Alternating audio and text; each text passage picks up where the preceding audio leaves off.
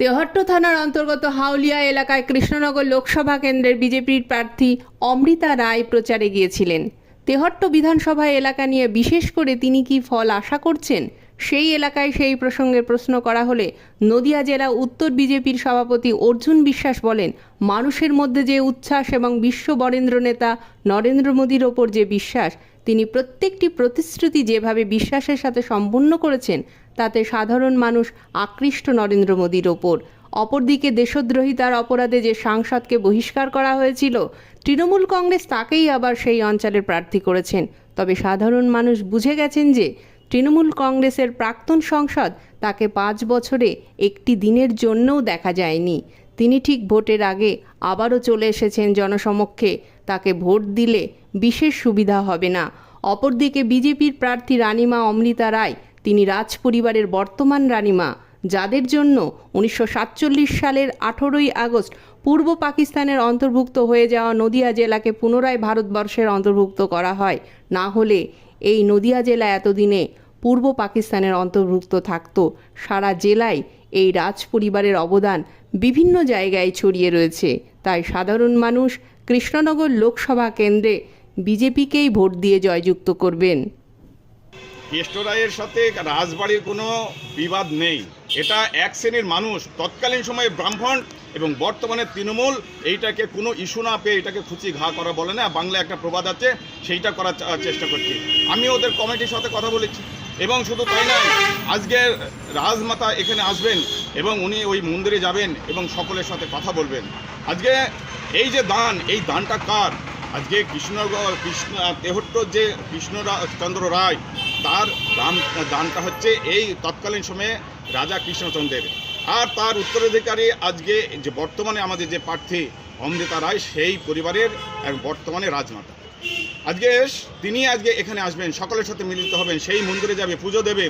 আর শুধু তাই নয়, সাধারণ মানুষের কাছে যেটা ভুল বার্তা সেইটাকে উনি বলবেন। এবং শুধু তাই নয়, সাধারণ মানুষের কাছে উনি আশ্বাস দিয়েছেন যে আমরা সাধারণ মানুষের সেবায় কাজে আছি, অতীতেও যেরকম সেবা করেছি, আগামী দিনেও সেরকম সেবা করব। তাই দুর্নীতির বিরুদ্ধে ওনার লড়াই।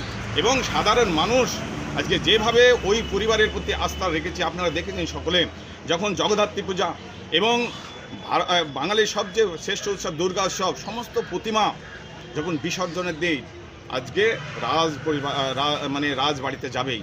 কেন? হাজার হাজার মানুষের বিশ্বাস এবং তাদের যে দান সেই ফ্যামিলির, আজকে সেই জন্যই সেই পরিবার প্রতি কৃতজ্ঞতা স্বীকার সকলকে করতে হবে। আপামর কৃষ্ণনগর নদিয়াবাসী, যাদের জন্য আজকে আমরা এই স্থানে দাঁড়িয়ে আছি, যাদের জন্য আমরা 1947 সালে দেশভাগের পর আমরা জানি এখানে পাকিস্তানের পতাকা উঠেছিল এবং 1947 সালে 18ই আগস্ট এখানটায় স্বাধীন হয়েছে, ভারতের পতাকা উঠেছে। কার দৌলতে হচ্ছে? তৎকালীন সময়ে রাজমাতা ছিলেন জ্যোতির্ময়ী দেবী এবং শ্যামাপ্রসাদ মুখার্জি যে আন্দোলন, দ্বিজাতি তত্ত্বের ভিত্তিতে সেই সময় দেশভাগ হয়েছিল, আর এই এলাকা ছিল হিন্দু অধ্যুষিত এলাকা। তাই তিনি দাবি করেছিলেন, যেহেতু দ্বিজাতি তত্ত্বের উপর দেশভাগ হয়েছে, এই এলাকাটা হিন্দু অধ্যুষিত।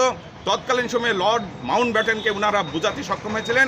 তাই কংগ্রেস সেই সময় দেশভাগ করে এই অংশকে পাকিস্তান করেছিল, আর রাজমাতা জ্যোতির্ময়ী দেবী এবং শ্যামাপ্রসাদ মুখার্জি আবার পাকিস্তানকে ভাগ করে ভারতের অঙ্গভূত করেছে। সেই পরিবারের যে দান আছে, এই এলাকার কোনো, আমার মনে হয় কোনো অন্য কোনো রাজনৈতিক দলের এইরকম কোনো ক্যান্ডিডেট যারা হয়েছে তাদেরকে ধারে কাছে নেই এবং তাদের এই এলাকা কোনো দান আছে বলে আমার মনে হয় না। শুধু তাই নয়, এই কৃষ্ণচন্দ্র রাজা সেই সময় আমি জানি 1000 বিঘা জমি উনি সেবায়েতকে দিয়েছিল। সেই সেবায়েত কী করছে এই এলাকায়? তারা আজ সেই জমির অস্তিত্ব আছে কিনা সন্দেহ আছে। আজকে এই বর্তমানে যে ট্রাস্টে আছে, অনেক জমি তারা উদ্ধার করার চেষ্টা করছে। আজকে শুধু এখানে নাই, আমরা জানি বার্নিয়াতে, ওখানেও যে একটা কৃষ্ণ রায় মন্দির, একটা মূর্তি উনি দিয়েছিলেন, সেখানে 500 বিঘা জমি। আবার অগ্রদ্বীপের যে মন্দির আছে আপনারা জানেন, সেখানে পুরো বর্ধমান ডিস্ট্রিক্টটা ওনাদের দান। তাই আজকে আমরা বলতে চাচ্ছি যে এই দুর্নীতির বিরুদ্ধে যে রাজ পরিবার সারা জীবন দুর্নীতির বিরুদ্ধে তারা প্রতিবাদ করে এসছে। আজকেও যেমন কৃষ্ণনগর লোকসভায় আমরা দেখেছি কি এখানে মহামৈত্রযত কাজ করেনি, দেশদ্রোহিতার আখ্যা পেয়েছে এবং বরখাস্ত, তাকে আবার তৃণমূল যেহেতু প্রার্থী করেছে, তাই তাদেরকে সাধারণ মানুষের কাছে বার্তা দিতে যে বা স্বচ্ছ ভাবমূর্তি সম্পন্ন এমন একজন ব্যক্তিকে প্রার্থী করতে হবে যে সাধারণ মানুষ তাকে চেনে এবং এলাকার তাদের যে দান আছে এবং অতীতে তারা পরীক্ষিত, তাই আমরা রাজমাতাকে এবার প্রার্থী করেছি এবং এই অন্যায়ের বিরুদ্ধে প্রতিবাদ করার জন্য।